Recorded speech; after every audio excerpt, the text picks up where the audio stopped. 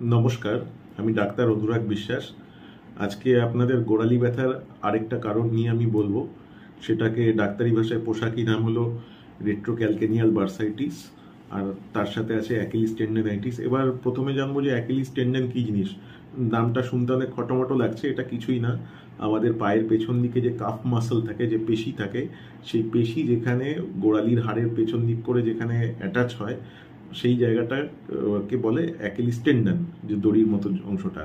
এবার জেনারেলি আমাদের যে কোনো হাড়ে যেখানে পেশি অ্যাটাচ হয় বা লাগে, সেই হাড় আর পেশির মধ্যে ঘষা আটকানোর জন্য বা ঘর্ষণ আটকানোর জন্য হালকা থলের মতো থাকে, খুবই কম ফ্লুইড বা তরল জাতীয় জিনিস ভর্তি থলের মতো থাকে। এবার অনেক সময় কোনো কারণে যদি সেই ঘষা বেশি হয়ে যায় বা ইউরিক অ্যাসিড, সুগার এসব প্রবলেম থাকে, তাহলে থলির মধ্যে যতটুকু ফ্লুইড থাকার দরকার সেই তুলনায় ফ্লুইড বেড়ে যায় বা থলেতে প্রদাহ সৃষ্টি হয়। এবার সেইখান থেকে ব্যথাটা আসতে পারে। যে বার্সা মানে থলে, আর কিছুই না। ওই পেশি আর হাড়ের মধ্যে সংযোগস্থলে যে থলে থাকে, ওটাকে ঘষাটাকে কম করার জন্য সেইগুলোকেই বার্সা বলে। তো রেট্রোক্যালকেনিয়াল বার্সাইটিস এরকম ছবি এখানে একটা দেখতে পাচ্ছেন। তো এরকম জায়গায় ব্যথাটা হতে পারে। এবার এটা হলে কি করব? প্রথমত ধরার জন্য যে টেস্টগুলো বললাম রক্তে, সেগুলো করাতে হবে।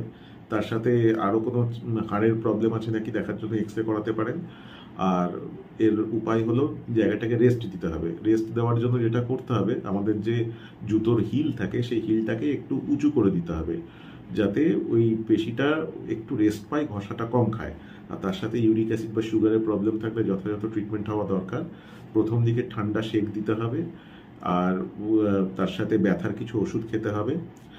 আর তারপরে দরকার পড়লে সেখানে ইঞ্জেকশনও দিতে হতে পারে, তবে এটা সম্পূর্ণরূপে সেরে যায়। নমস্কার। এই টপিক নিয়ে যদি আরও কিছু জানার ইচ্ছা থাকে, কমেন্ট বক্সে অবশ্যই লিখুন। আমি অনেক ছোট করে বললাম। কমেন্ট বক্সে কোনো প্রশ্ন থাকলে অবশ্যই জানাতে দ্বিধা করবেন না, আমি সেখানে উত্তর দেবো অবশ্যই।